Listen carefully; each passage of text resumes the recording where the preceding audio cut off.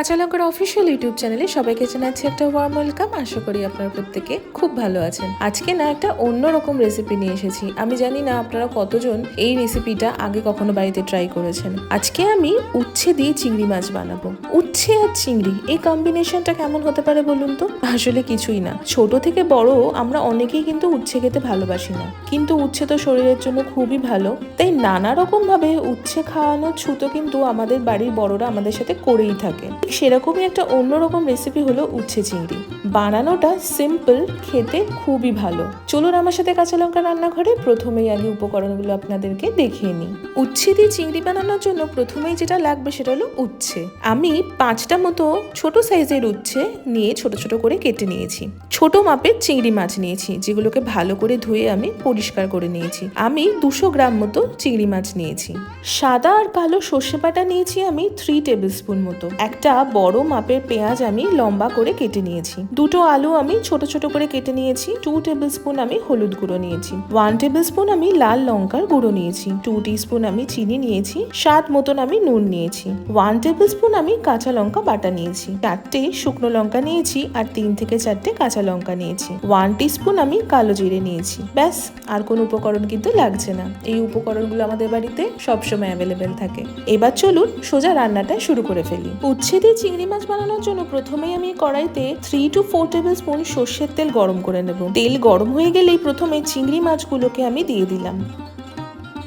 ওপর থেকে সামান্য হলুদ গুঁড়ো আর সামান্য নুন ছড়িয়ে দিলাম। হাই ফ্লেমে চিংড়ি মাছগুলোকে আমি মোটামুটি 4 থেকে 5 মিনিট একটু ভালো করে ভেজে নেব। খুব কড়া করে কিন্তু চিংড়ি মাছটা ভাজবো না। মোটামুটি 5 মিনিট পরে যখন চিংড়ি মাছের রঙগুলো একটু বদলাতে শুরু করবে, তখন আমি তুলে নেব, একটা পাত্রে আমি রেখে দেব।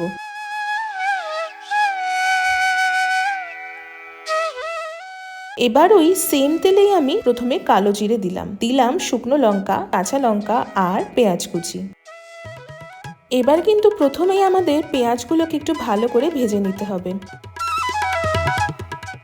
আমি সামান্য নুনও ছড়িয়ে দিলাম আর দিলাম সামান্য পরিমাণ চিনি। হাই ফ্লেমে আমি মোটামুটি 3 থেকে 4 মিনিট ভালো করে সবকিছু ভেজে নিয়ে এবার কেটে রাখা উচ্ছেগুলো সবগুলোই কিন্তু দিয়ে দিলাম।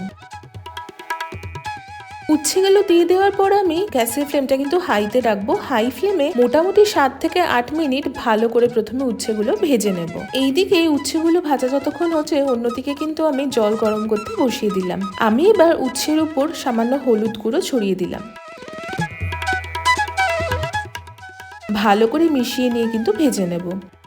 দেখুন উচ্ছেগুলো কিন্তু বেশ ভালো করে ভাজা ভাজা হয়ে এসেছে। এবার আমি কেটে রাখা আলুর টুকরোগুলো দিয়ে দিলাম। আলুগুলো দিয়ে দেওয়ার পর উচ্ছের সাথে ভালো করে মিশিয়ে নিয়ে আবারও ভালো করে উচ্ছে আলু সবকিছু ভেজে নেব। মোটামুটি মিনিট 5 পর আমি লাল লঙ্কার গুঁড়ো ছড়িয়ে দিলাম আর দিলাম কাঁচা লঙ্কা বাটা। যদি আপনাদের একটু ঝাল কম খেতে ভালো লাগে, তাহলে কিন্তু লাল লঙ্কার গুঁড়োটা নাও ব্যবহার করতে পারেন। এবার আমি হাই ফ্লেমে ভালো করে মিনিট 5 কিন্তু রান্না করে নেব। মিনিট 5 পর যখন দেখবেন সবকিছু ভালো ভালো করে ভাজা হয়ে এসেছে, সেই সময় আমি 1 কাপ মতন গরম জল ঢেলে দিলাম। গরম জল ঢেলে দিয়ে ভালো করে মিশিয়ে নিয়ে একটুখানি রান্না হতে দেবো। দেখুন জলটা কিন্তু অনেকটাই কমে আসছে। সেই সময় আমি সর্ষে বাটাটা দিয়ে দিলাম। এই সর্ষে বাটাটা দেওয়ার ফলে কিন্তু এই রান্নাটাতে একটা অন্যরকমই স্বাদ আসে। সর্ষে বাটা দিয়ে ভালো করে সবকিছু মিশিয়ে নিয়ে ভেজে রাখা চিংড়ি মাছগুলো দিয়ে দিলাম।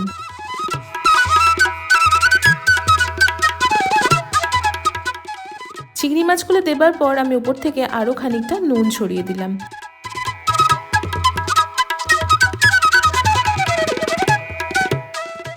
নুনটা দিয়ে সবকিছু ভালো করে মিশিয়ে আমি আরো 2 কাপ মতো গরম জল ঢেলে দিলাম।